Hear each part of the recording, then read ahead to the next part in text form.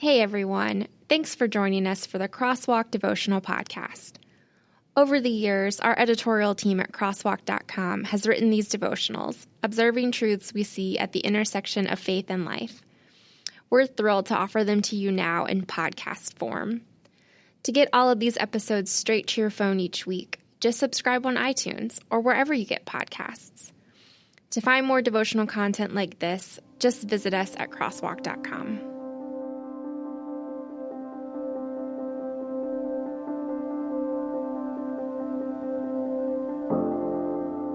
Give a Little Grace, written by Debbie Holloway, read by Stacy Marshall. Accept him whose faith is weak without passing judgment on disputable matters. Romans 14:1. Winter weather is pretty bipolar in the great Commonwealth of Virginia. One day it can be warm and sunny, and the next day you curse your bad luck for not wearing earmuffs and gloves when you walk out the door. However, when bad weather is forecast, local reactions are solidly predictable, specifically when it comes to preparation and driving in abnormal road conditions. Snow? Snow? It's going to snow? People around here freak out and buy a lot of bread and milk when storms are predicted. If your significant other suggests, hey, we're out of fill in the blank, can you stop by Walmart on the evening that a snowstorm is predicted to hit? Forget about it. Society is on crazy pills. Additionally, nobody around here can drive in the snow either. Obviously, greater caution is called for with icy and slippery road conditions, but people see white stuff and generally throw out every rule they ever learned about how to be a good driver. Such reactions generate a lot of scorn from imported northerners. After all, children in Michigan attend school daily in the winter months in upwards of a foot of snow. Why do Richmond kids get classes canceled at the forecast of snow? There is definitely impatience and indignation, and no doubt it is well deserved.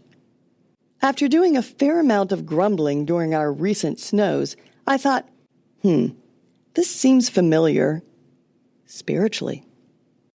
Isn't it easy to find ourselves being northerners when we find ourselves around those at different points in their spiritual walks? We find it easy to look down upon, mock, or judge people who have difficulty living with restraint, modesty, chastity, gentleness, or a host of other spiritual virtues.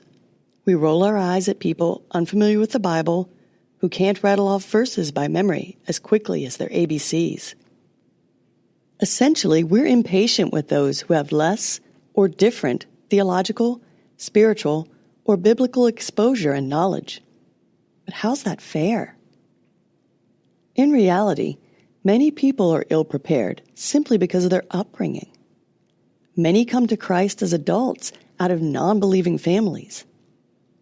Many people don't have much time or the inclination to devote to in-depth biblical or theological study. Many people grew up in a church where only the most basic of gospel truths were touched on and become paralyzed when the more complex life situations rear their ugly heads. Should all Christians have an intense drive to make themselves as knowledgeable and as spiritually prepared as possible? Well, yes, but we live in a busy, imperfect world full of busy, imperfect people. Everyone's experience is different. Everyone is part of a unique story. So when the snowstorms of life come, don't mock the Southerners in your midst who freak out. Instead, be there for them. Extend grace, love, and friendship. Not everyone can be prepared for what seems like no big deal to you. Everyone's hard place deserves validation in a kingdom of God marked by compassion, equality, forgiveness, and love. Intersecting faith and life. The next time you hear someone complain about someone else, say a crazy driver, let it remind you that everyone's story is unique and every situation has a context. Hey listeners, thanks for joining us for the Crosswalk.com devotional podcast. To get all of our episodes straight to your phone during the week, subscribe to this podcast on iTunes or wherever you listen to podcasts. To find more devotional content like this, head over to Crosswalk.com.